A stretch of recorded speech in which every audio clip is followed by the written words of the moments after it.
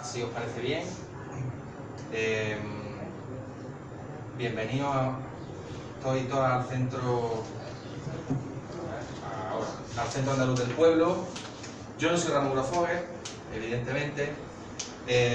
Ramón era el que iba a presentar esta mesa, pero ha tenido un problema con respecto a sus actividades académicas, que son por las que está aquí en Granada, de forma que no ha podido estar con nosotros hoy. Así que yo voy a hacer una presentación muy breve, en fin, para los que no conozcáis a los compañeros, a los ponentes que nos acompañan en esta mesa, para que sepáis un poco cuáles son sus ámbitos de trabajo y de actuación, y a partir de ahí pues ya le doy paso a ellos, que es lo interesante de esta mesa redonda. Tengo por un lado a Manuel Rodríguez, aquí a mi derecha, Manuel Rodríguez Illana. Él es profesor de enseñanza secundaria, es doctor en periodismo, licenciado en psicología y en periodismo, y es miembro del grupo de investigación en estructura, historia y contenido de la comunicación. Es fundamentalmente su ámbito de investigación y de análisis, es el discurso en los medios de comunicación, y además pues tenemos la suerte que es compañero, militante, camarada de Nacional Andaluza. Y aquí a mi izquierda tengo a Igor Rodríguez Iglesias. Igor es doctorado en el área de sociolingüística y lingüística, es profesor en la Universidad de Huelva, en el área de lengua española y lingüística, y tiene una abundancia de publicaciones que, si las tuviera que decir aquí todas, me hubiera tirado media hora, en los ámbitos de la sociolingüística y la lingüística decolonial, etc.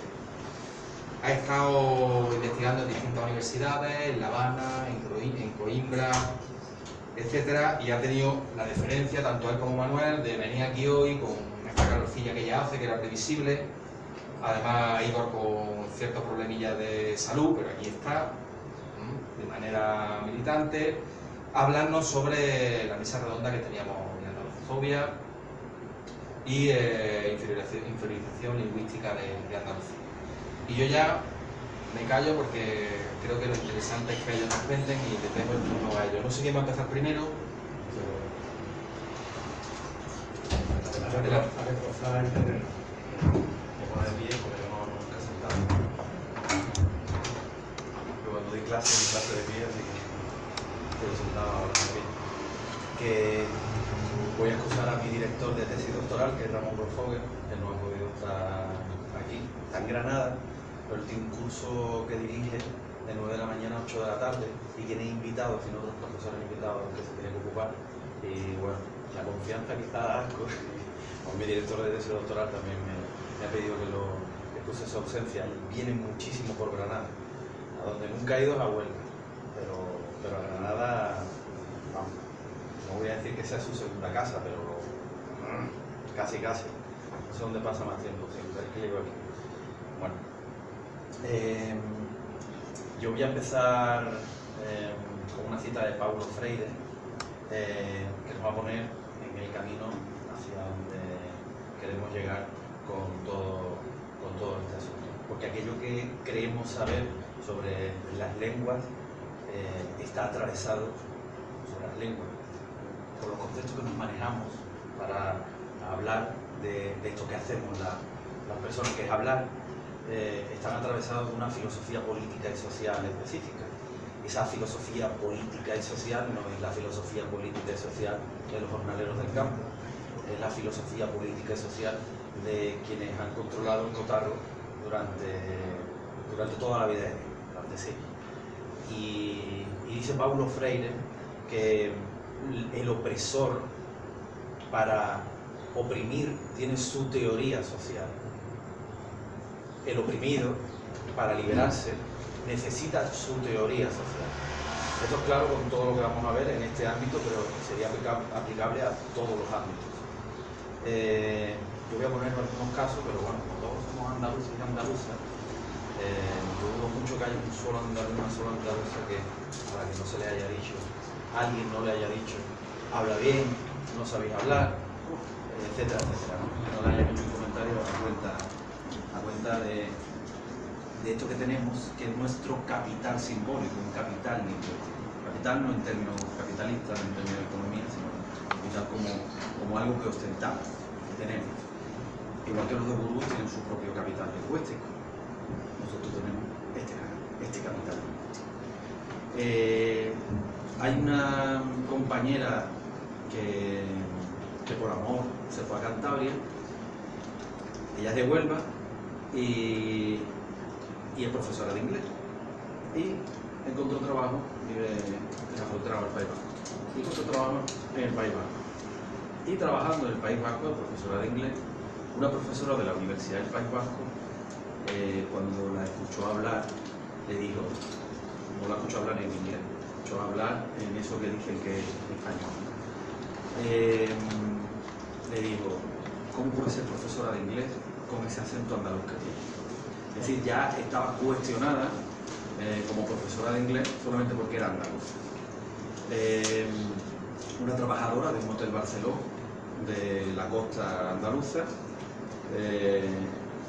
a esa trabajadora se le prohibía hablar en andaluz cuando se tenía que dirigir a potenciales clientes de Madrid o de Barcelona, y se tenía que dirigir como si fuera pues, de Madrid.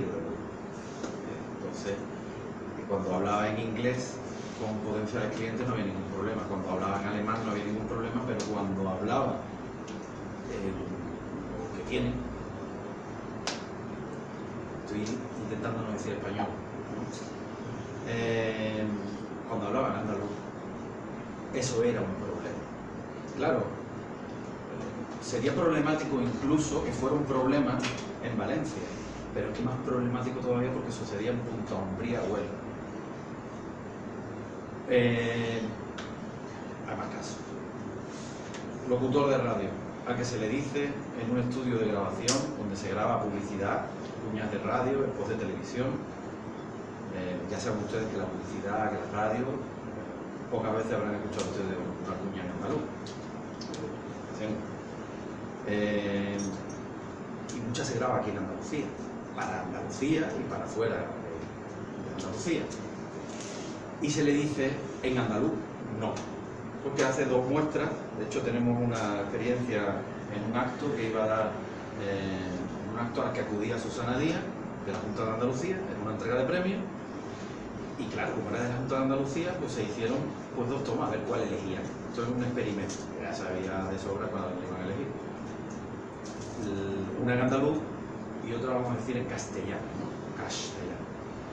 Esta de que decía Junta de Andalucía, ¿no? Y la otra era Junta de Andalucía.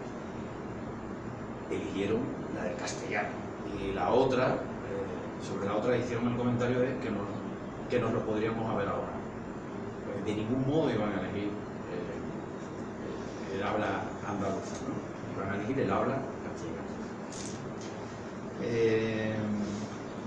Una profesora, que ahora es profesora de universidad, pero antes de ser profesora de universidad, se encontraba en situación de paro, echó el currículum en el Instituto Cervantes, en Italia, y no la cogieron porque era andaluza.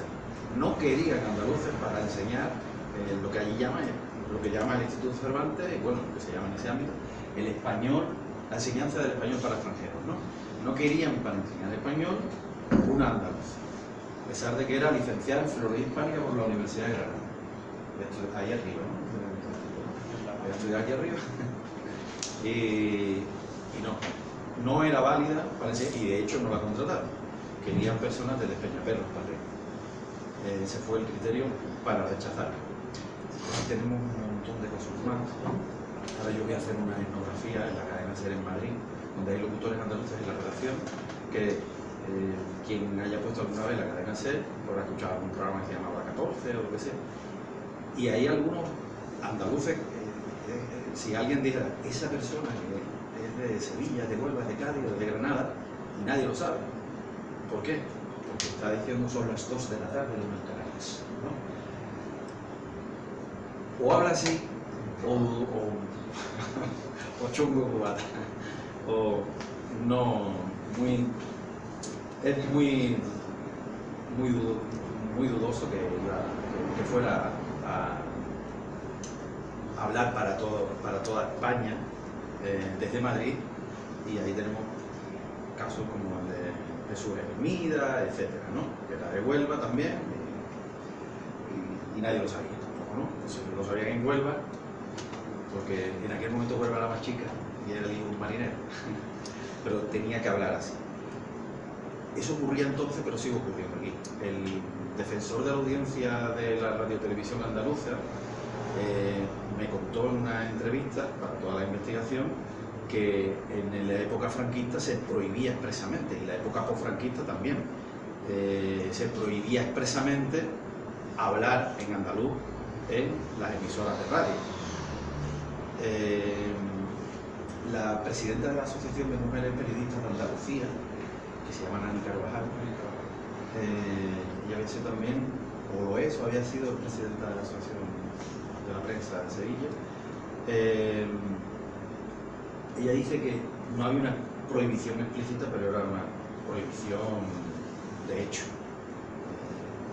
Bien, eso sigue sucediendo hoy en día cuando traigo y pongo sobre la mesa que en andaluz no. Y cuando una persona quiere contratrabajo y no lo encuentra, o cuando una persona está fuera de Andalucía y se la cuestiona en sus saberes, en lo que sabe hacer, ya sea dar clases de inglés o fuera, yo qué sé, hacer otra cosa. Hacer otra cosa como ser voluntaria de un banco de alimentos en La Coruña. Una chica andaluza que también por amor va hacia Galicia, y que somos muy enamorados, nos enamoramos y no tenemos límite. Y está en La Coruña y se apunta en el banco de alimentos para ayudar. Y la rechazan del banco de alimentos porque dicen que puede sonar a chiste. Cuando se dirija a... Pues, supongo que sonará a chiste lo de ¿quiere usted un paquete de arroz? Que lo que sea. O buenas tardes, o... No sé qué es lo que suena a chiste de lo que nosotros hacemos, que es hablar. Excepto cuando contamos un chiste. Pero fuera de eso, bueno, pues nada, no puede formar parte tampoco de un banco de alimentos. Un cámara de 4, al que continuamente, también andaluz, el programa este de Callejeros Viajeros, al que continuamente le están diciendo maleto, cateto, aprenda a hablar cada vez que abre la boca. Claro, algo está sucediendo ahí, ¿no? Bueno, esto es una cosa que no es nueva, esto es una cosa de siempre. Y lo que venimos a traer sobre la mesa ahora, ¿qué es lo que sucede en la ciencia del lenguaje? Porque la ciencia del lenguaje al final va a los libros de texto, y los libros de texto va a la población, porque el 100% de la población, o casi el 100%, está escolarizada. Y esa escolarización universal está sometida a esa población a una serie de ideologización. Y vamos a ver qué tipo de ideologización es la que hay ahí, que va a dar lugar a una ideología lingüística específica que va a sustentar todo este tipo de prácticas violentas contra los andaluces. No son prácticas que nos peguen una paliza, es decir, vamos andando por la calle y nos pegan patadas, no. Pero es un tipo de práctica de violencia, que llamamos microviolencia, micro no porque sea chica, sino micro de implícita. Que son prácticas implícitas, cuando tú no encuentras trabajo porque eres andaluz, y solamente por tus capitales. O porque incluso puedan pensar que las universidades andaluzas se forma peor que la Universidad Andaluza o el Instituto Andaluz. Se forma peor que la Autónoma de Madrid, la Complutense de Madrid, etc. Bien, nosotros tenemos sobre la mesa conceptos tales como lengua y dialecto, que damos por naturales. Nos han contado en el colegio, como somos niños y somos adolescentes, vamos al colegio, al instituto, y después ya somos adultos, quien haya ido a la universidad, y claro, como la universidad está planteada como un sitio se supone que es el sitio del saber, del conocimiento, y eso no se cuestiona, pues ahí no te van a dar otra cosa que conocimiento, y que todo lo que te van a contar ahí es la verdad absoluta, cosa que es falsa. Todos son lugares donde hay hombres y mujeres con todas las virtudes y todos los defectos, todas las miserias también de todos los hombres y mujeres. Piensen ustedes en historia, ¿no? En la universidad les pueden ustedes contar que está la Reconquista, pero también se puede hacer una crítica y quitarle la R y la E y hablar de conquista. Y ya es otro cambio de paradigma, pero a nadie se le escapa que la mayor parte de todos los estudios históricos que traten en esa época hablan de reconquista. En el instituto dudo mucho que baje del 99%, y en la universidad, bueno, no voy a lanzar ahí porcentajes al azar, pero me atrevo a decir que vaya del 90%, porque sé que hay profesores críticos, pero bueno, los críticos formamos una minoría de los no críticos, profesores y profesores. Y bueno, traído al tema de la lengua, tenemos conceptos como lengua y dialecto. Entonces nos han contado que está la lengua, que está la lengua española, está la lengua inglesa, está la lengua portuguesa, y se toman las lenguas como unidades discretas que se hacen, unidades discretas, es decir, que son conjuntos cerrados que se hacen coincidir además con los estados-nación. Esto es Portugal, y aquí se habla portugués. Esto es España, aquí se habla español. Se habla español y otras lenguas, pero el español, todo el territorio, español. Se habla inglés, se habla francés, Italia, y eso es un continuo machaqueo. Y después está otro concepto que es el de dialecto, para aquellos que no se quiera hacer pasar por lengua. Cosa que es un poco paradójica, porque se supone que si el dialecto, dicen ellos, forma parte de la lengua, como el dialecto después no va a ser lengua. Es decir, formo parte de Andalucía, pero después yo no soy andaluz. Es decir, formo parte de la lengua, pero yo después no soy lengua. Andalucía queda, el andaluz queda como un dialecto. Y Madrid y Burgos, ¿alguien diría que es un dialecto lo que se habla en Castilla? Como dialecto, puesto a decir, sería todo. Todo sería dialecto. El concepto de lengua es un concepto técnico que usamos los lingüistas, y un concepto técnico aplicable a un habla particular, de una persona particular, porque al fin y al cabo el concepto de lengua, técnicamente, el que aparece en los programas académicos, tanto del colegio, del instituto como de la universidad, está pensado como una ideología solicista. Si un individuo particular, normalmente es el académico que lo ha pensado, que está en un centro urbano, como una universidad, desde una universidad, y ha pensado no a partir de cómo habla la gente, ha pensado a partir de cómo habla él y a partir de sus propios caminos. Por eso lo vemos. El caso es la ideología solicista, esa ideología cartesiana de un individuo solo, como si esto que llamamos lengua, lo discursivo, fuera cuestión de individuos particulares, es decir, alguien aquí, alguien allá, comunidad. Yo nunca he sido, como dice Enrique Dussel, filósofo argentino-mexicano, nunca ha sido el hombre y la mujer solo en la sociedad, ha sido todo en conjunto, todo en interrelación. Pero estos conceptos están pensados como si fuera cosa de un solo individuo, y a partir de aquí están pensados conceptos como fonema, morfema, etc. Bueno, yo no voy a entrar ahí a hacer una estructura, al final no es objeto tampoco de esto. El concepto de dialecto está pensado técnicamente después. El dialecto tiene un recorrido más amplio del que se ha especializado para el que se usa ahora, pero se ha especializado para todo aquello que no encaje con lo de lengua.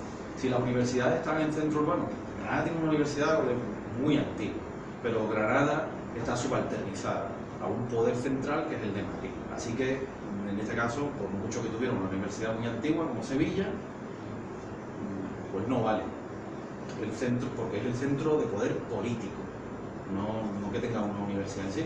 La universidad ahora tiene, por lo menos en Andalucía, todas las provincias. El centro de poder político es Madrid.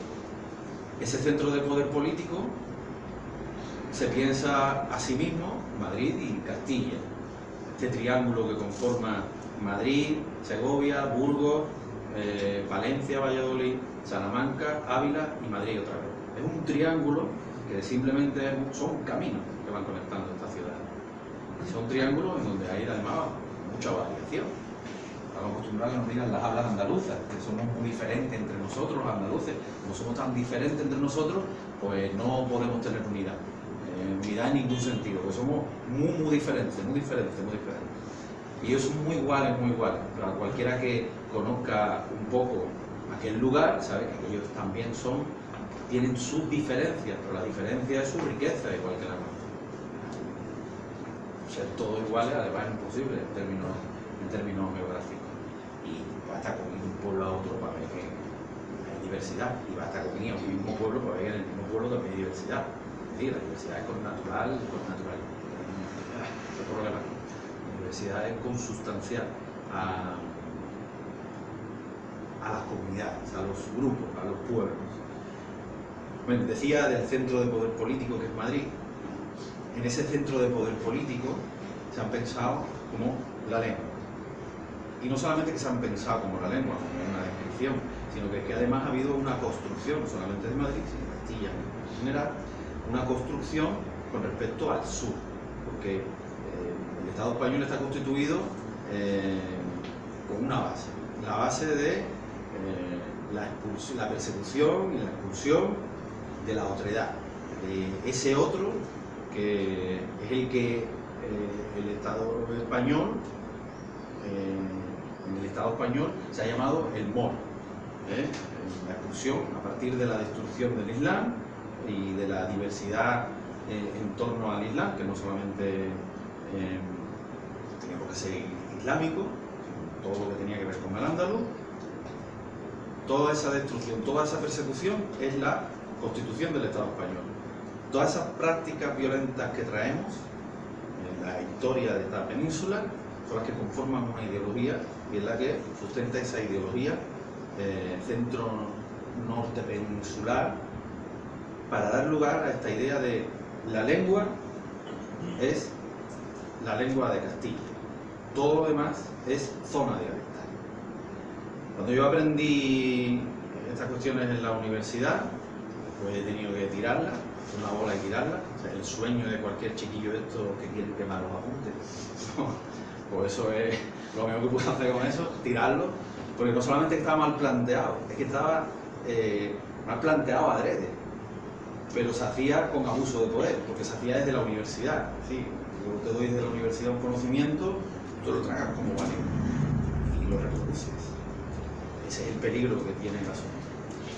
Se me enseñó a mí, al resto, y se sigue enseñando, que la zona normativa es la zona norte, pero se preguntó si es un pizarrín para ayudar a la península ibérica, pero da igual, conocemos el territorio, ¿no?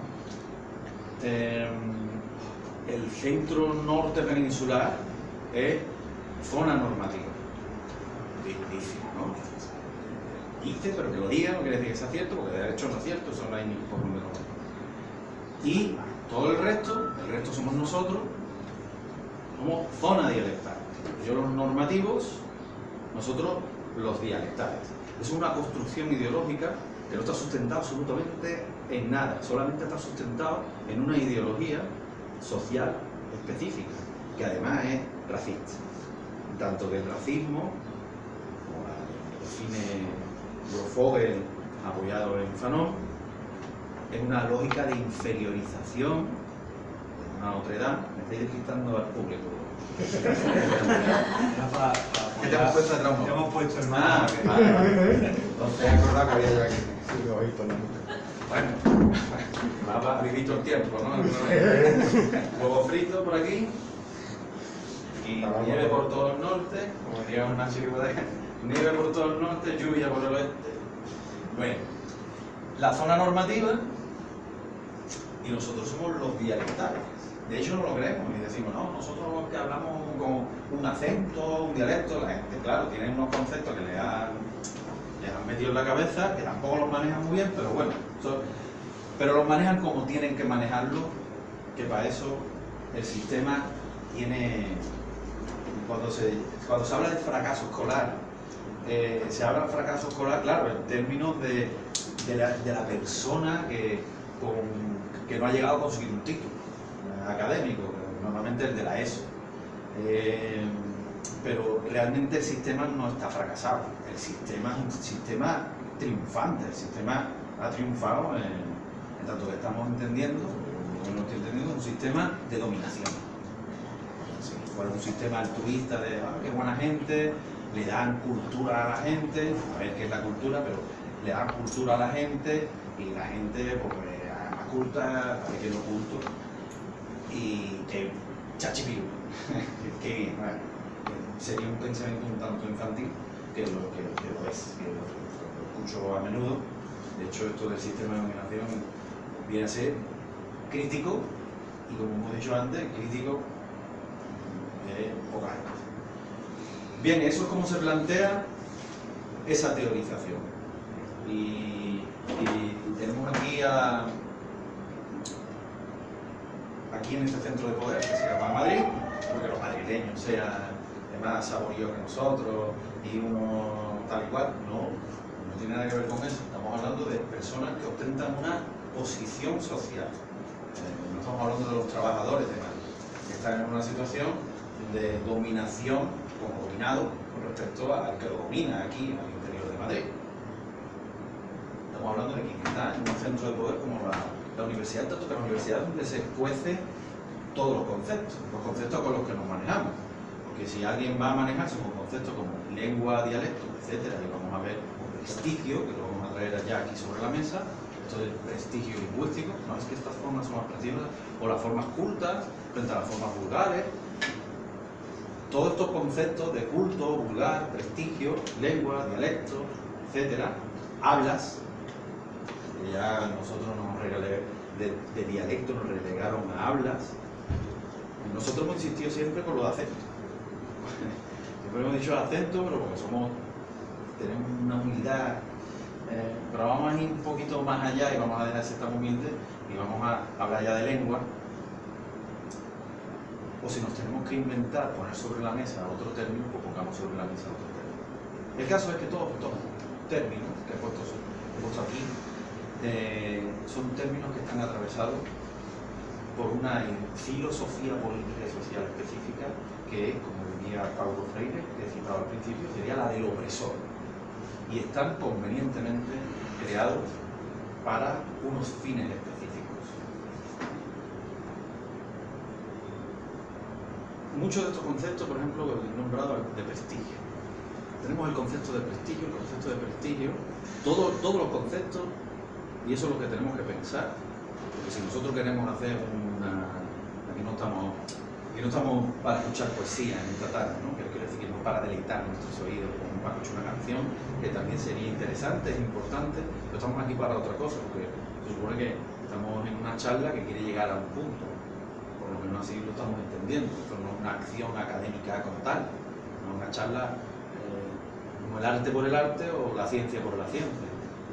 No, es una ciencia, hacer ciencia o hacer ciencia ya de una vez por todas y dejar de hacer algo que realmente es ciencia, y lo vamos a ver porque lo vamos a desmontar, para llegar a una teoría social específica que nos permita una acción, que nos permita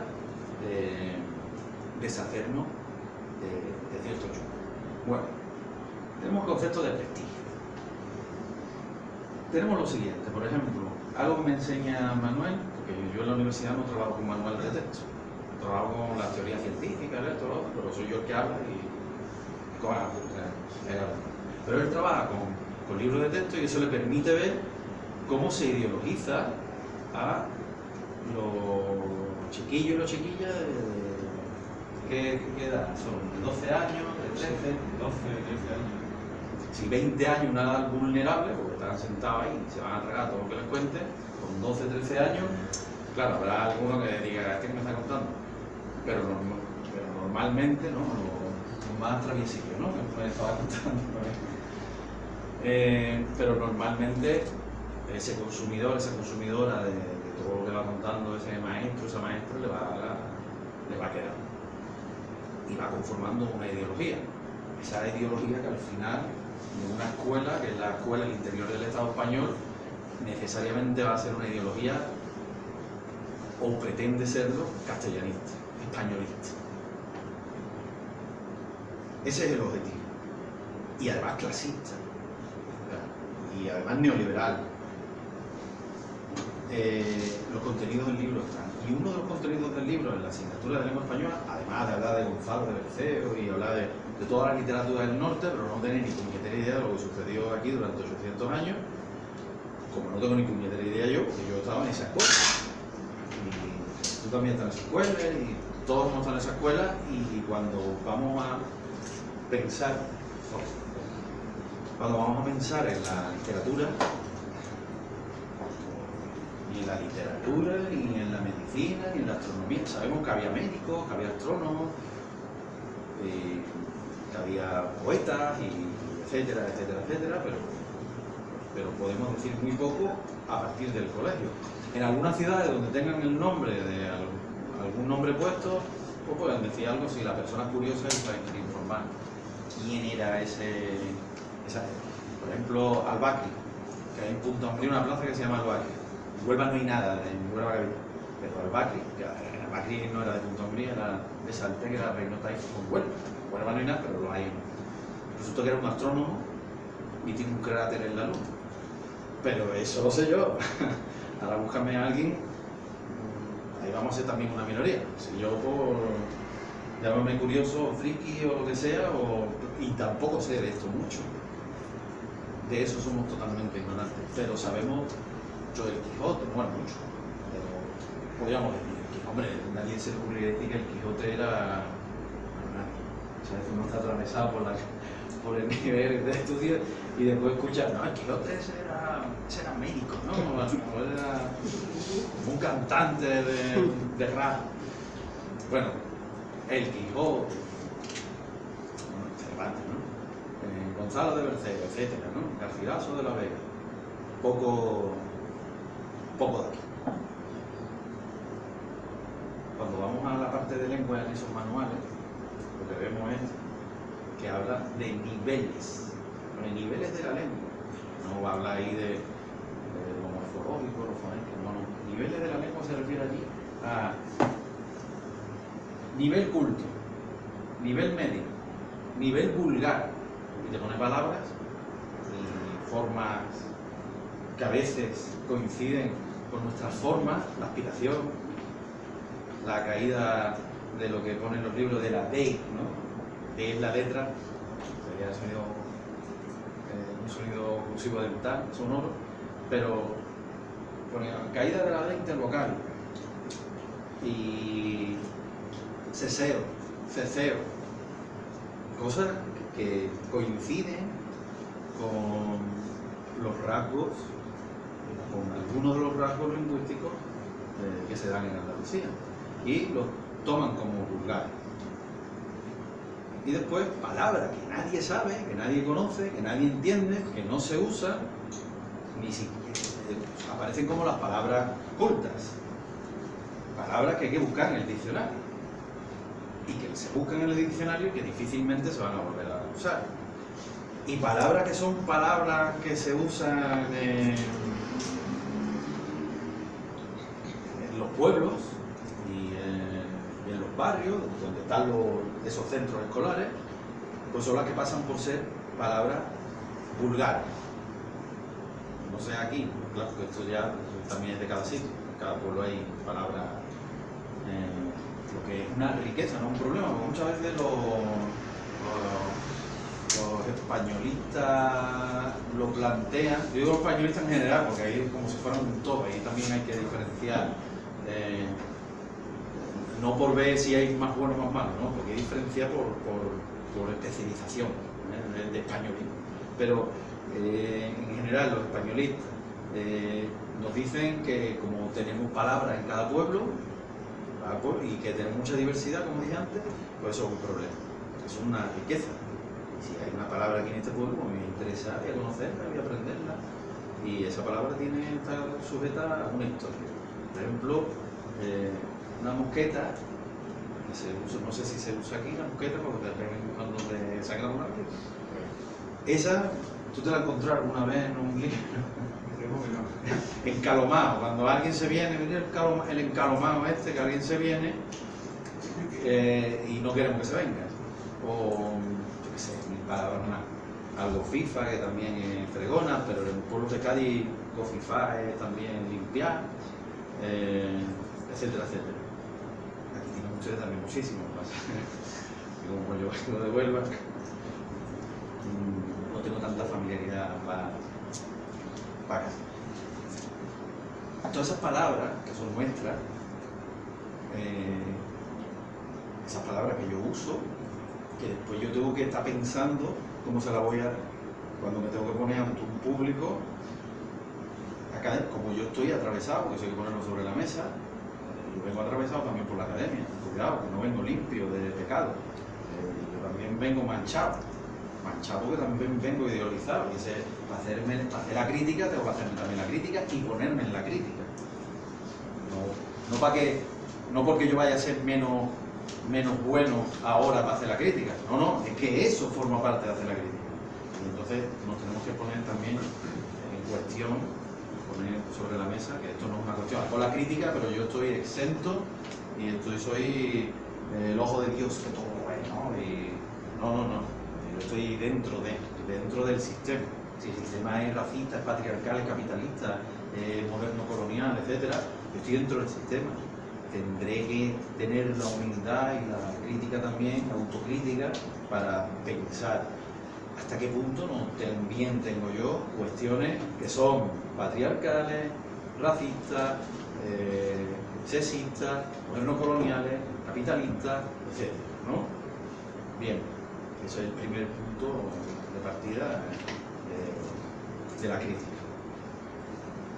Bueno, pues en estos niveles, que de nivel culto, nivel vulgar, nivel medio, tenemos ahora la palabrita prestigio. La palabrita prestigio que se va a aplicar aquí, a eso que se han tachado de vulgares, no, se van a tratar algo que se tachan, ya no, aquí no se tacha, aquí se llama. Bien, se les llama cultos. A lo que es culto, que es lo que supuestamente persigue la escuela. Que te aproximes al oculto. Tú tienes que aproximar a ese modelo que es el modelo, dice, de prestigio. Bueno, la palabra esta de prestigio es una palabra, como todas estas palabras, puestas por seres humanos particulares, a partir de algo concreto, en un lugar concreto. Así que vamos a ver de dónde surge la palabra prestigio. O sea, todo hay que ponerle, como dice Enrique Dussel, un sospechón. A todo hay que ponerle un sospechón. Claro, si es para hablar de una célula, yo qué sé, una ameba tampoco nos va a nosotros. Si es para hablar de nosotros, de la sociedad, de cuestiones que nos atañen, hay que poner un sospechómetro a todo. Hay que establecer la sospecha, porque seguramente todos esos conceptos que nos están haciendo pensar la realidad estén manchados. Estén manchados ¿por qué? ¿Por la teoría social de los jornaleros o por la teoría social de quien está en su torre de marfil y quiere seguir estando? Ojo. Bien, prestigio es un concepto que introduce los estudios lingüísticos, en ese momento ya sociolingüísticos. Está empezando una disciplina que se llama sociolingüística, que ya se va a diferenciar de la lingüística estructural, que está pensando en la lengua en términos de morfemas, fonemas, oraciones, etc. Y hay un joven doctorando que se llama William Labov en New Jersey, en Estados Unidos, que tiene enfrente en Nueva York. Va a hacer un estudio lingüístico en Nueva York, porque observa él que en New Jersey se habla de una forma y allí se habla de otra. Como podría decir aquí, por ejemplo, él es de Sevilla, pues yo qué sé, Sevilla capital con el Aljarafe, ¿no?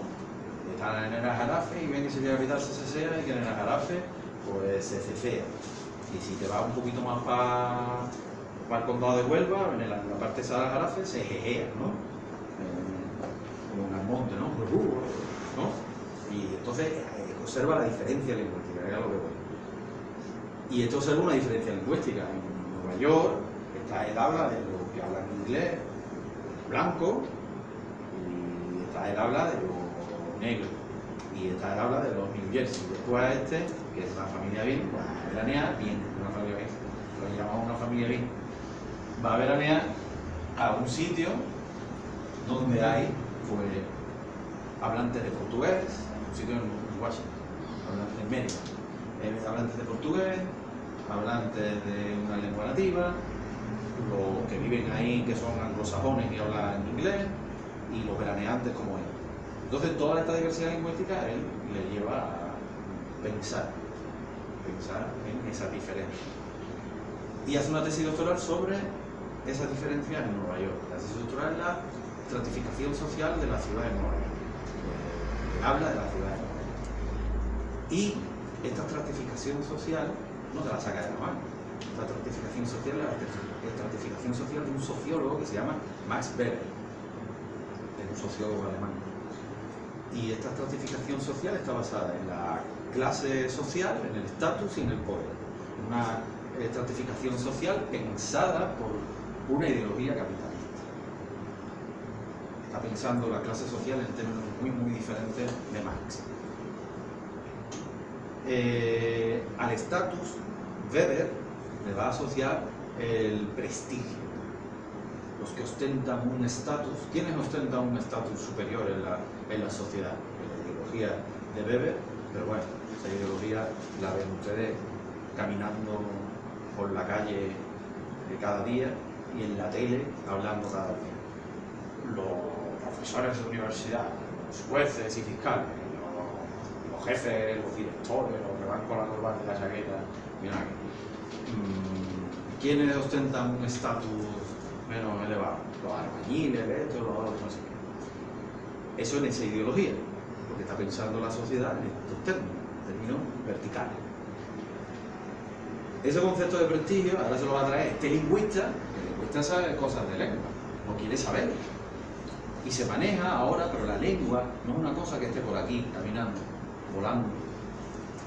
La lengua es social. Entonces necesita herramientas sociológicas para pensar. Y las herramientas sociológicas las coge en este caso de Weber.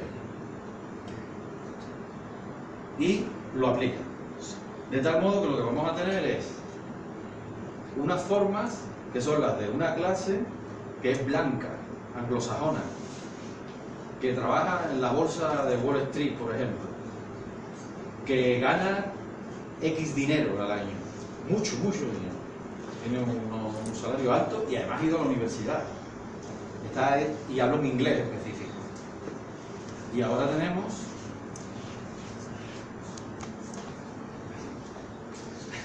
no es que nos aburramos. No, está luego. Y ahora tenemos negro, sin estudio universitario, en otra zona geográfica, con otro nivel de ingresos, muy bajo, y con otro inglés. Está claro que en esa ideología, que trabaja en Wall Street frente al que trabaja, yo qué sé, conduciendo un camión, pues este tiene más estatus que este, en esa ideología. O sea, el estatus es una palabra problemática. A nosotros tiene que ser. El estatus es una palabra que tiene que quedar marginada. Un estatus ¿qué carajo es lo que digo de estatus? Este es más importante que este, fuera. Pues nuestro pensamiento tiene que ser necesariamente horizontal, porque si no estamos reproduciendo, pues si no tiene sentido. Y aquí es donde se viene a aplicar a características lingüísticas lo que estaba aplicado a características sociales. Lo que se ha pensado socialmente se le aplica a características lingüísticas. Esto va a pasar a la lengua española y un estudio que se hace igual, se calca y se lleva a la ciudad de Puerto Rico y ahí se le pone que quien dice amor es vulgar y quien dice amor aquí en Puerto Rico es culto. ¿Por qué? Porque los que dicen amor normalmente tienen estudios universitarios, trabajan en trabajos de, yo qué sé, profesor de universidad, la banca, etcétera, lo otro, y el otro, el de amor, es albañil, etcétera, etcétera. Y la conclusión, yo estoy así porque está planteado en estos términos, en realidad habría que plantearlo así. La conclusión es que esto es prestigioso y esto. O sea, ese concepto de prestigio es un concepto que hay que quitar de nuestro vocabulario, pero más que del vocabulario, de nuestra forma de pensar. Porque no solamente estamos pensando la lengua, estamos pensando la sociedad, nos estamos pensando a nosotros y no nos está permitiendo entendernos como somos, porque está atravesado una ideología vertical. Lo que sucede ahí no es prestigio, lo que sucede ahí es privilegio. Hay un privilegio lingüístico. Esta gente ostenta un privilegio que es social. Frente a esta gente que ostenta no privilegio social. ¿Por qué esta gente ostenta un privilegio que es social? Porque esta gente ostenta hegemonía. Y aquí es donde introducimos un concepto que es la hegemonía gramsciana. Si lingüistas han traído de la sociología conceptos para aplicarlo, para que cuadre con su ya la otra I, pensamiento vertical, nosotros que estamos viendo que eso hace agua por todos lados, por lo menos nos hace agua a nosotros y a nosotras, porque periféricos no somos. ¿Dónde está la periferia? ¿Dónde está el centro de un globo? Búscalo un centro o un balón. No lo tiene. Lo tiene dentro, ¿no? En todo caso. O sea, no hay centro ni periferia. No somos dialectales. Nosotros traemos conceptos de la sociología y de la ciencia política. Tiene usted calor, ¿no? Bueno, hay calor. En La Habana hace más calor, ¿eh? Está la gente allá cantando, ¿no? Hace calor, hace calor. O doy mucha calor. Traemos de la sociología y de la ciencia política otros conceptos que nos van a ayudar a pensar no la sociedad en términos verticales, sino la sociedad en términos horizontales. Nuestra sociedad y la que se nos ponga por delante, porque realmente partimos de la base de que todos los seres humanos somos iguales, todas las culturas son iguales, todas las lenguas son iguales, todas las formas son iguales, no hay unas superiores a otras, porque entonces ya estaremos haciendo otra cosa y estaremos haciendo la cosa contra la que estamos combatiendo. Por eso se trata del combate. Si existe un sistema de dominación y hay dominantes y dominados, ya no estamos en una situación de igualdad, ya no estamos en una situación de paz. Puede haber paz en tanto que no hay cañón, pero es una situación de dominación, una situación de violencia. Y la violencia, esa la sabe quien la sufre. Ya tenemos puesto aquí algunos casos de esta explícitos de esta violencia lingüística que supone, esto lo podemos llamar si queremos discriminación. Las negras norteamericanas. Las feministas negras norteamericanas tienen la experiencia de que tienen a las feministas blancas que están pensando una opresión que sí se da hombre blanco frente a la mujer blanca, pero estas mujeres que son negras norteamericanas están pensando, sí, pero es que el hombre blanco también me oprime. El que te oprime a ti me oprime a mí. Tú, mujer blanca, me oprimes a mí porque soy negro. El hombre negro me oprime a mí porque soy blanca. Y toda esta gente, si son heterosexuales, me oprimen si soy homosexual. Y toda esta gente, si son ricas, me oprimen porque soy pobre. Entonces, se pone sobre la mesa un concepto. Pues muchas veces la crítica que se le hace a esto es que hay conceptos que son complicados. Y yo digo que no son complicados, son nuevos. Es falta de familiaridad. Es como ir a una ciudad y no conocerla. Y decir, ¿qué ciudad más complicada? La ciudad es complicada porque los que están ahí se manejan bien. La ciudad no es complicada, lo que es que tú no la conoces. Pero qué bien conocemos todos esos conceptos que nos están haciendo pensar la sociedad en términos opresivos. Que nos están haciendo pensar todavía, porque lo tenemos aquí, en términos verticales. Y que diga yo que solo tenemos que deshacer de ello, eso no se hace tan fácilmente porque lo tenemos muy interiorizado. Pero sí tenemos que hacer un esfuerzo grande por incorporar todos estos nuevos conceptos. El término de interseccionalidad se acuña en el año 91, quiere decir que son términos 89, 91, 95. Hay 3 artículos en los que aparece de la misma autora que se llama Kimberly William Kitchen, que es una profesora de la Universidad de Los Ángeles.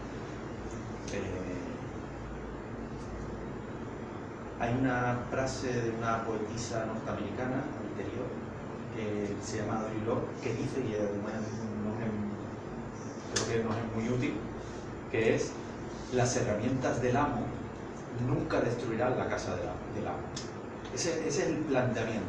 Yo, si ustedes se llevan esa frase como resumen de todo esto, como de todo eso que ha dicho me ha quedado esto, yo creo que eso o será o un éxito, porque ya a partir de ahí podemos construir otra cosa. Las herramientas del amo nunca destruirán la casa del amo. Si las herramientas conceptuales son estas, nunca van a destruir la casa de ese amo, porque están pensadas desde ese amo para ese amo.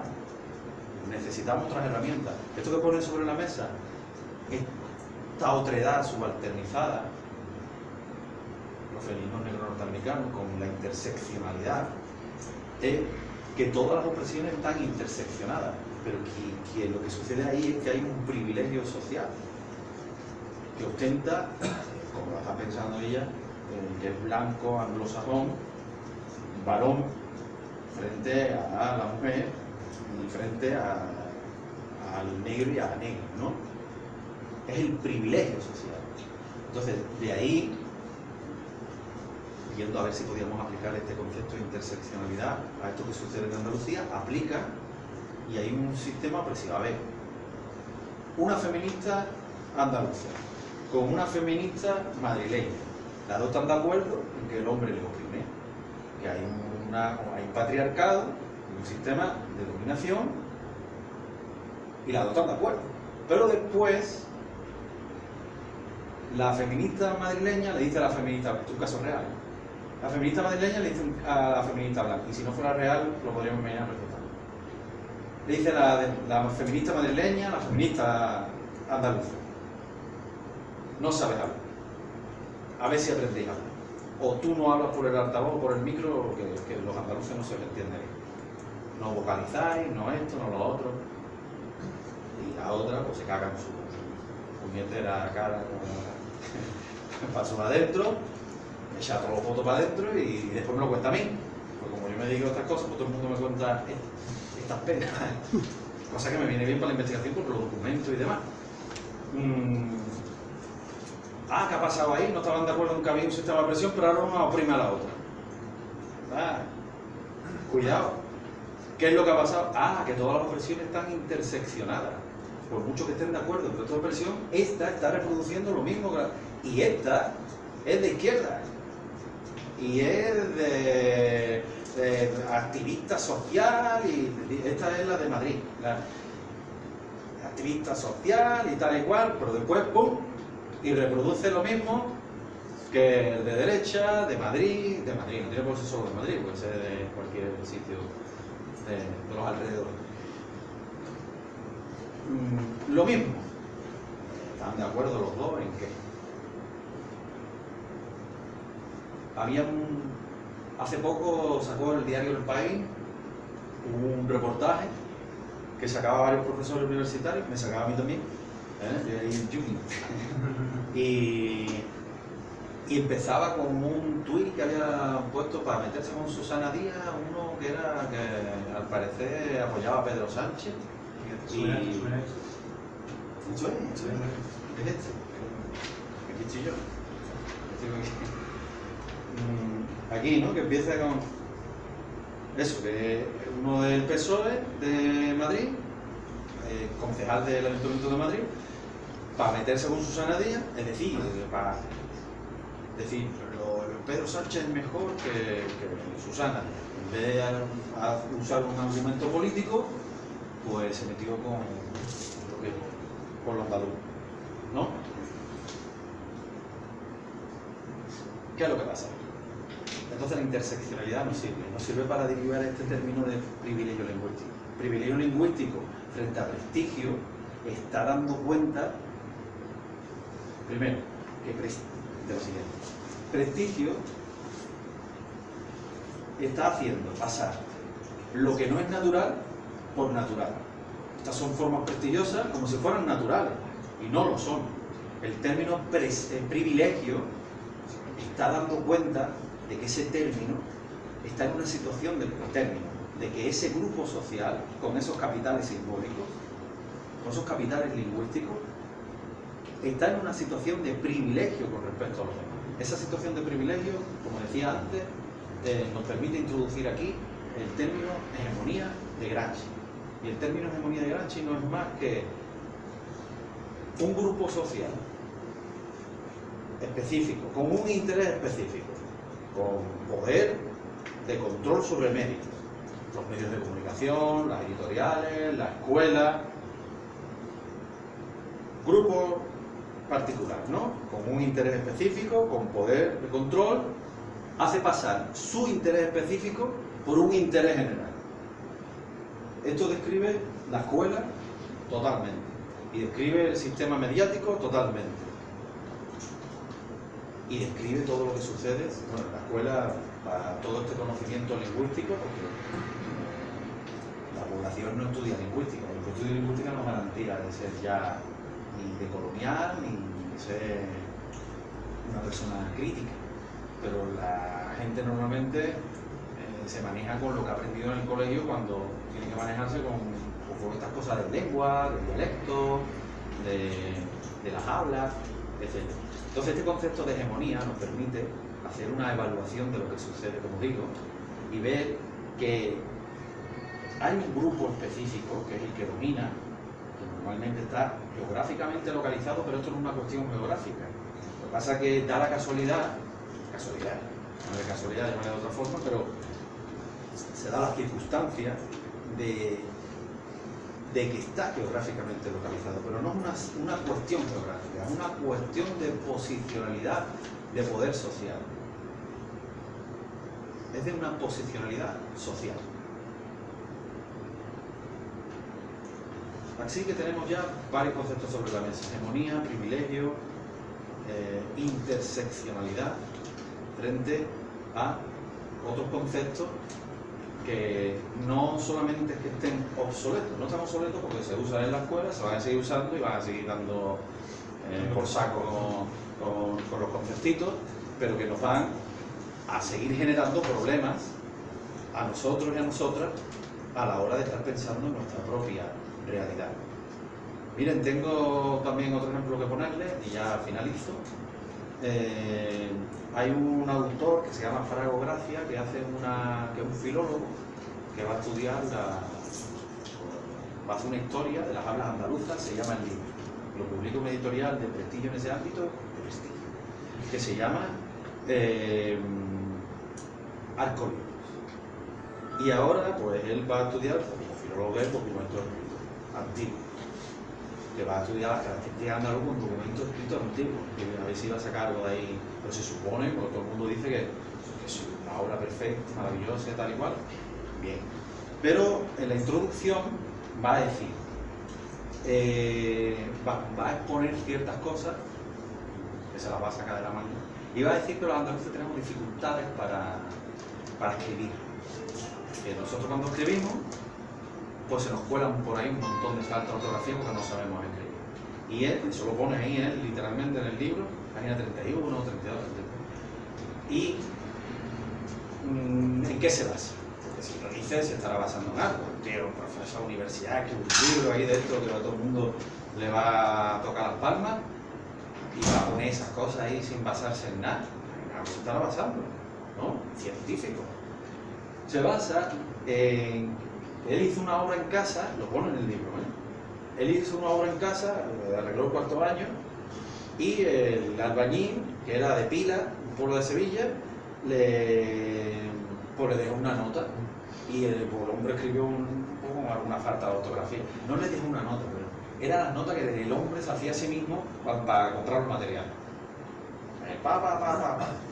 Y después dice, y mi distribuidor de verduras y hortalizas, no iba a la Plaza Basto, tenía un distribuidor para él que venía a la casa y le traía, estaba con todo, con la verdura y la hortaliza, y le dejé una nota, pues al parecer, me he imaginado yo, porque dice, y en la nota de las verduras y las hortalizas venía, pues la verdura, pues rica con una falta de ortografía, el tío era de Chiclana, Chipiona, no sé, y ya está, son sus dos pruebas, y esto ya definitivo,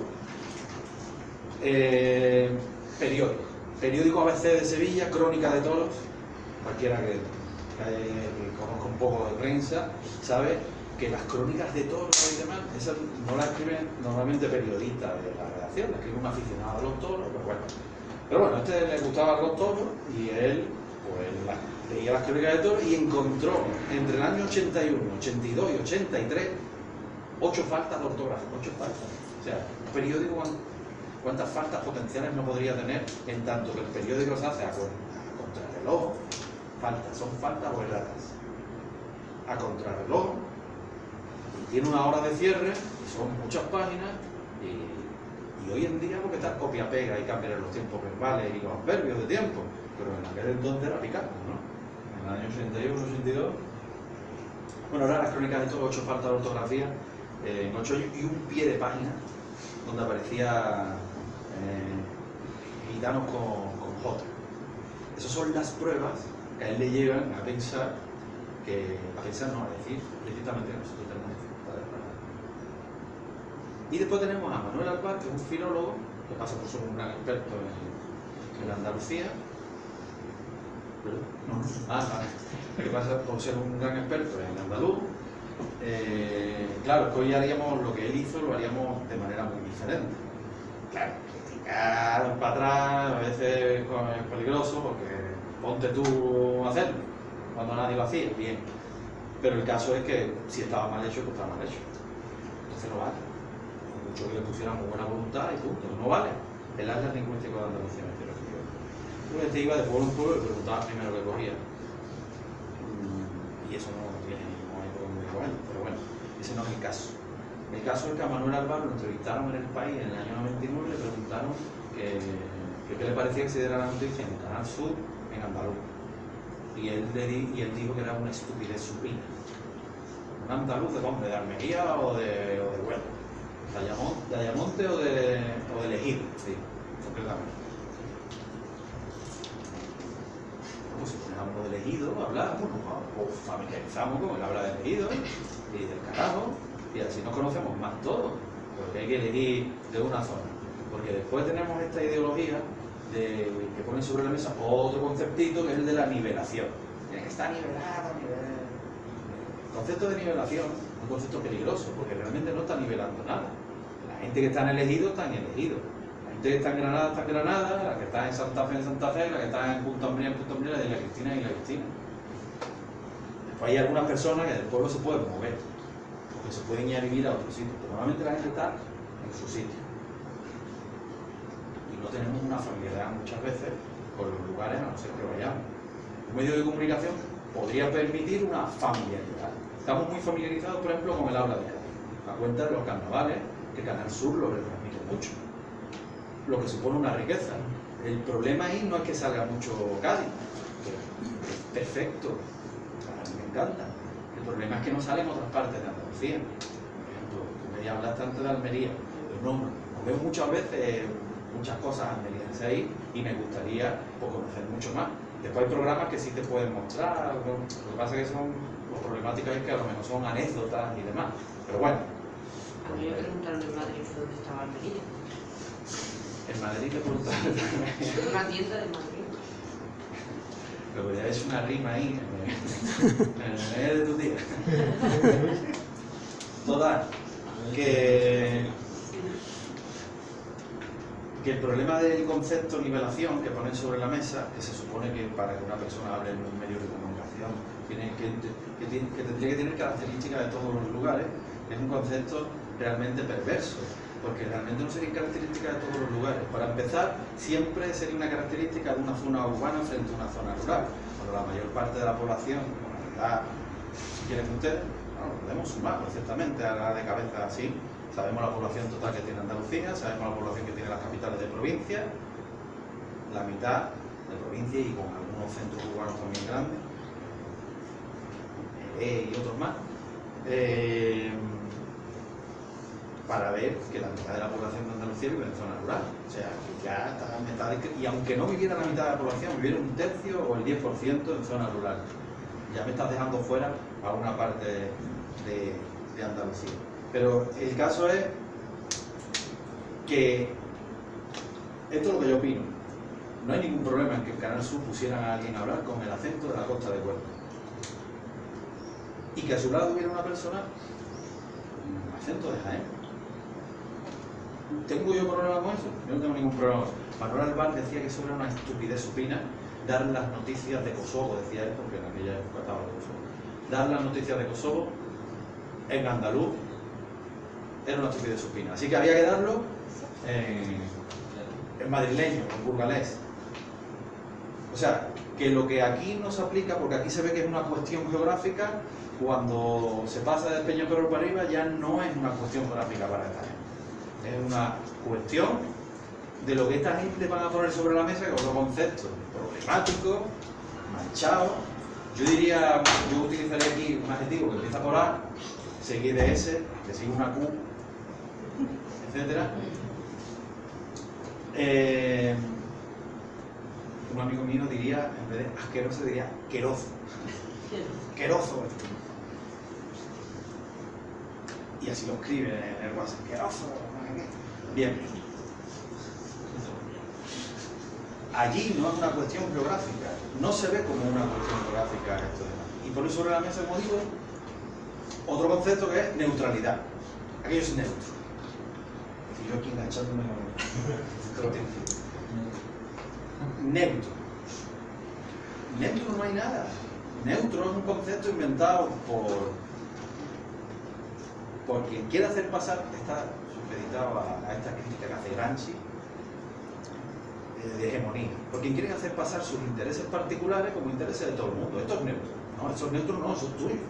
Es neutro. O sea, sí, mi madre es la que mejor cocina y mis hijos, eso es problemático, eso lo sé, pero estoy usando una frase social, ¿no? Mi madre es la que mejor cocina y mis hijos son los más bonitos.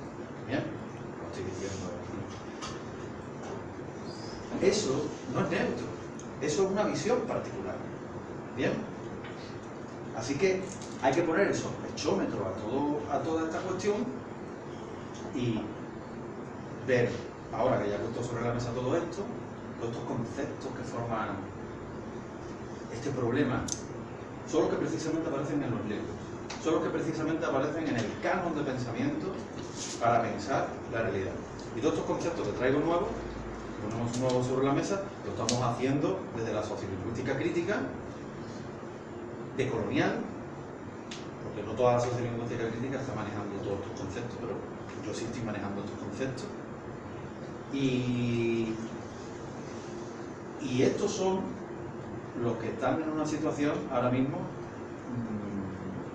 que se hacen pasar a toda la población como interés general. Y yo lo que quería acabar es con una cuestión, porque tenemos muy fetichizada la escuela, muy fetichizada la universidad, como si fuera ese niño estudia, que tal y cual, como si eso fuera el lugar. Ese lugar hay que decolonizarlo, ese lugar hay que... Bueno, ese lugar ya hay que limpiarlo de todo, ya es neoliberal, es de todo. Pero es que ese lugar no está exento de problemas desde el inicio. La escolarización universal no es tanto un triunfo de la clase trabajadora como de la clase burguesa. Para evitar revoluciones burguesas, ¿qué es lo que hace? Ideologiza a sus hijos. Ya esos hijos no te van a volver a crear ninguna revolución obrera más. El Estado francés entre 1870 y 1910 tuvo desde una población que tenía más del 70% del analfabetismo en lo que era ya el Estado francés, a una población casi 100% escolarizada en 1910. Si tomamos en cuenta cuándo fueron las revoluciones obreras y cuándo dejaron de ser las revoluciones obreras y cuándo empieza la gente, cuándo podemos decir, está la gente aburguesada, está la gente atontada, que no se despierta, que está adormecida. Amigo, haz la historia y haz la historia de la escolarización universal. Y haz la historia no solamente de la escolarización universal, porque esto ha sido una trampa. Nuestros padres querían que fuéramos a las universidades. Ahora vamos a las universidades y trabajamos pensando. Bueno, ahora vemos que hay muchos problemas con algunas cosas que ellos creían que iban hacia una democracia, ahora vemos que realmente metieron doblar, pero bueno, está luchando por, ¿no? El caso es la escuela. Y la escuela es un arma. La escuela, cuando digo escuela, son todos los niveles, incluido en el que yo trabajo. ¿Eso qué es? De doble filo. De doble filo. Incluido en el lugar en el que yo trabajo. Es un arma de ideologización. Esto es, Bourdieu lo explica mejor que yo, y eso hay que ponerlo sobre la mesa. Así que vamos a traer otros conceptos, vamos a pensar con estos otros conceptos, porque estos conceptos están más dando cuenta más de la realidad que estos otros. Así que si estos conceptos que nos están dando cuenta de la realidad como tal, lo único que están es haciéndonos pensar la realidad como un filtro, estos son un filtro, estos conceptos de neutralidad, estos conceptos de lengua dialecto, y ya si le ponemos habla. Y tenemos a Menéndez Pidal que dice que está la lengua, la que él habla, claro, la que habla en Madrid, como diría en el pueblo de mi padre, todas las arcas, que hablan allí, y después tenemos, claro, él haciendo una crítica, él hace la crítica esta en 1898, haciendo la crítica a los chilenos, a los cubanos, a los mexicanos, pero no a los trabajadores, está haciendo a lo que él llamaba los intelectuales de allí. ¿Cómo es posible que hagan esto con la lengua? Hablando pues, como mexicano, como cubano, como argentino, como los andaluces. Los andaluces nos han dado ya por... Ya, como diciendo, esa gente lleva muchos siglos en intentar, porque esa es la ideología, intentando enseñarle y no aprende ni a nada. Pero ¿cómo es posible vosotros, que sois nuevos en esto? Y él hace una jerarquía. Lengua, dialecto y, para dejar el rizo, querigonza de lengua. Dice él. Es decir, la nada. La nada. Esa es la ideología. Y eso hay que ponerle no solamente el sospechómetro, sino eso hay que cogerlo y tirarlo. O meterle fuego. Con precaución de lo que más en andaluza. Y dotarnos de herramientas que nos ayuden a pensar conceptualmente. Así que es importante poner sobre la mesa todas estas cuestiones. Luego, eso es lo que después, si quieren, quedamos abiertos a conversación. Muy bien.